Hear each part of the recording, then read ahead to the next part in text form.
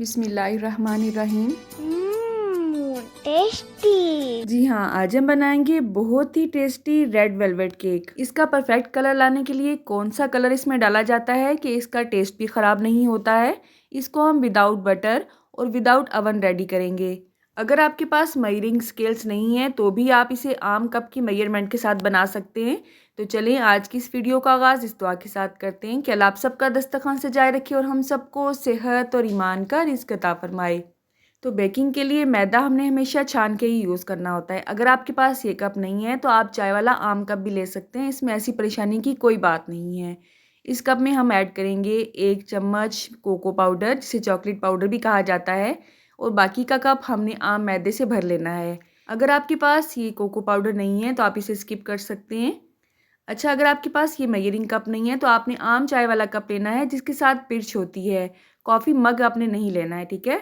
इसके साथ ही हम इसमें ऐड करेंगे 1 टीस्पून बेकिंग पाउडर। आपने बेकिंग पाउडर लेना है, बेकिंग सोडा नहीं लेना है। इन दोनों में क्या फ़र्क है, इस पर मैं एक वीडियो ऑलरेडी आपके साथ शेयर कर चुकी हूँ, इसका लिंक आपको डिस्क्रिप्शन बॉक्स में मिल जाएगा। इन तमाम अज्जा को हमने छान लेना है। चुटकी भर इसमें नमक ऐड करेंगे। इन तमाम अज्जा को अच्छी तरह से मिक्स करेंगे और इस अमेज़े को हम साइड पे कर देंगे। अब रूम टेम्परेचर पे 4 अदद हमें अंडे चाहिए। अगर आप कप में इसकी मेजरमेंट करेंगे तो ये कप ही बनता है। इसमें हमने ऐड करने हैं 1/4 कप 3 दफ़ा। इसका मतलब है 3/4 कप आपको चीनी का चाहिए, मतलब एक भरा हुआ कप चीनी का नहीं लेंगे। 1 कप के आपने 4 हिस्से करने हैं, 1 हिस्सा ऐड नहीं करना है, बाकी 3 हिस्से ऐड करने हैं। अब अपने पसंद से कोई भी एसेंस आप ऐड कर सकते हैं। आधा चम्मच इसमें मैंने वनीला एसेंस और 4 से 5 ड्रॉप्स लेमन एसेंस के ऐड किए हैं। लेमन एसेंस आपको कहाँ से मिलेगा, वहीं से मिलेगा जहाँ से वनीला एसेंस मिलता है। इसका ये फ़ायदा होता है कि अंडे की स्मेल आपको बिल्कुल भी नहीं आती है और टेस्ट बिल्कुल बेकरी वाला ही आता है। अब इसमें चीनी और अंडे जो हमने ऐड किए हैं, इसको आपने हाई स्पीड पे 5 से 7 मिनट के लिए अच्छी तरह से बीट करना है, ताकि चीनी का जो दाना है अच्छी तरह से मेल्ट हो जाए और इसकी जो कंसिस्टेंसी है वो रिबन वाली हो जाए। आपने देखा, इस तरह से अच्छे खासे ये फ्लफ़ी भी हो जाएंगे। अब इसमें 1/4 कप आपने ऑयल का ऐड करना है लो स्पीड पर। इसे ज़्यादा बीट नहीं करेंगे, नहीं तो जो इसका फ्लफ़ीपन है वो ख़त्म हो जाएगा। जस्ट इतना ही बीट करेंगे कि ऑयल इस अमेज़े में अच्छी तरह से मिक्स हो जाए। इसके बाद जो खुश्क अज्जा हमने छान के साइड पे किए हैं उसे 2 पोर्शन में डिवाइड करके इसमें ऐड करेंगे। मिक्सिंग करते हुए आपने फुर्ती बिल्कुल भी नहीं दिखानी है, बहुत ही हल्के हाथों से आराम आराम से इसे मिक्स करना है। इसी पॉइंट पे आपने रेड फूड कलर इसमें ऐड करना है और अच्छी कंपनी का लेना है आपने फूड कलर। अगर घटिया क्वालिटी का होगा तो आपका केक कड़वा भी हो सकता है, ठीक है। आप इसमें आइसिंग कलर भी ऐड कर सकते हैं और लिक्विड कलर भी ऐड कर सकते हैं। पाउडर कलर आपने इसमें बिल्कुल भी नहीं यूज़ करना है, वरना आपका सारा जो केक है वो कड़वा हो जाएगा और सारी मेहनत आपकी ख़राब हो जाएगी। इस पॉइंट पे वीडियो की स्पीड को मैंने थोड़ा सा तेज़ किया है ताकि वीडियो ज़्यादा लंबी ना होने पाए, क्योंकि ज़्यादा लंबी वीडियो होती है तो आप इसे स्किप करके देखते हैं और कोई फ़ायदा नहीं होता है, ना आपको ना मुझे। तो आपने मिक्स करते रहना है। जब आपका फेवरेट कलर आ जाए इसमें फूड कलर, तभी आपने इसमें कलर ऐड करना बंद कर देना है। एक ही पॉइंट पे आपने चम्मच को हिलाना है, कभी चम्मच को दाईं तरफ और कभी चम्मच को बाईं तरफ अगर आप हिलाएंगे तो इसका जो फ्लफ़ीपन है वो ख़त्म हो जाएगा और केक ज़्यादा फूलेगा नहीं, ठीक है।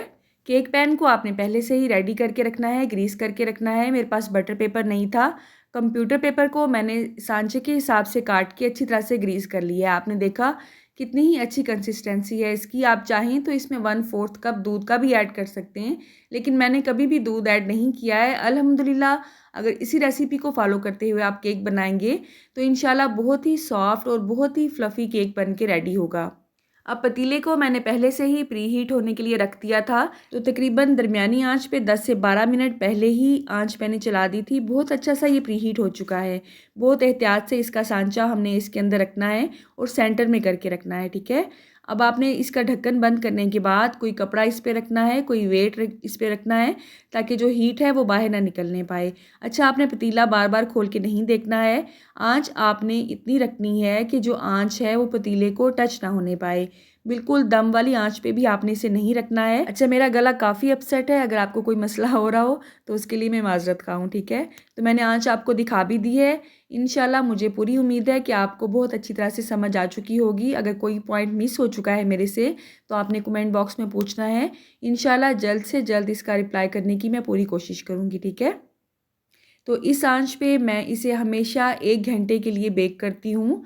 आपने अगर फर्स्ट टाइम इसे बेक करना है तो आपने 35 टू 40 मिनट के बाद हल्का सा इसका ढक्कन उठा के देखना है। अगर आपको लगे कि ये कच्चा है तो आपने उसी हिसाब से इसका टाइम एडजस्ट कर लेना है। बेकिंग का टाइम कम ज़्यादा हो सकता है क्योंकि सांचा और जो पतीला आप जिसमें बेक कर रहे हैं उसका साइज़ कम ज़्यादा होगा, तो बेकिंग का टाइम भी कम ज़्यादा हो सकता है। अल्हम्दुलिल्लाह 55 मिनट के बाद मैंने इसे ओपन करके देखा और बहुत अच्छा सा ये बेक हो चुका है। 5 से 7 मिनट के लिए हमने इसे बिल्कुल भी नहीं छेड़ना है। जब हल्का सा ये नॉर्मल हो जाएगा तो हमने इसे डीमोल्ड करना है। अगर आप गरम गरम केक को ही डीमोल्ड करेंगे तो ये टूट भी सकता है। मुझे क्योंकि वीडियो बनानी थी तो मैंने इसे थोड़ा सा जल्दी ही डीमोल्ड कर लिया है। आप देखेंगे कि इसमें से धुआं भी अभी उठ रहा है। इसकी बैक साइड मैं आपको दिखाना चाहती थी, तो आप देखेंगे कि इसकी बैक साइड भी अल्हम्दुलिल्लाह बहुत अच्छी तरह से बेक हुई है। ना तो ये कच्चा है और ना ही ये जला हुआ है। कौन लोग कहते हैं कि पतीले में अच्छी बेकिंग नहीं होती है। मैं हमेशा पतीले में ही केक बेक करती हूँ और अवन से भी ज़्यादा अच्छा इसका रिज़ल्ट आता है। अल्हम्दुलिल्लाह अगर आप इसे सोक भी नहीं करेंगे तो भी ये केक बहुत ही सॉफ्ट बनेगा, ठीक है। 10 से 15 मिनट के लिए अगर आप इसे कूलिंग रैक पे रख देंगे, या इस तरह की पतीले की जालियाँ तो सबके घरों में ही होती हैं, उसे आपने इस तरह रखना है कि जो क्रॉसिंग है हवा की वो ऊपर नीचे हो जाए ताकि केक हमारा जो है वो सॉफ्ट रहे और स्पंची रहे। तो स्पंज आपने देखा अल्हम्दुलिल्लाह कितना ही सॉफ्ट बना है इसका। मैंने इसे 2 लेयर में काटा है, आप चाहें तो 3 लेयर में भी इसे काट सकते हैं। जो ऊपर वाला पार्ट मैंने कट किया है उसके हम क्रम्स बनाएंगे ताकि डेकोरेशन में इसे इस्तेमाल कर सकें। अगर आप मेरे रेगुलर व्यूअर हैं तो आपको अंदाज़ा हो चुका होगा कि आज मेरा गला इतना ख़राब है कि मुझसे बोला भी नहीं जा रहा है। तो ये एफ़र्ट अगर आपको थोड़ी सी भी अच्छी लगी है तो आपने वीडियो को लाइक और दूसरों के साथ शेयर ज़रूर करना है। तो जस्ट हमने केक को सोक करना है। अंदर आपने जो भी लेयरिंग इसकी करनी है कर सकते हैं। मैंने यहाँ पे बटर स्कॉच कैंडी और यहाँ पे वाइट चोको चिप्स यूज़ किए हैं। क्रीम को कैसे आपने स्टिफ पीक तक बहुत अच्छी तरह से बीट करना है, इस रेसिपी का लिंक आपको मैं वीडियो के डिस्क्रिप्शन बॉक्स में दे दूँगी। केक को मैं हमेशा दूध के साथ ही सोक करती हूँ। लोग अक्सर शुगर सिरप के साथ सोक करते हैं। दूध के साथ अगर आप इसे सोक करेंगे तो इसका टेस्ट बहुत ही अच्छा आता है।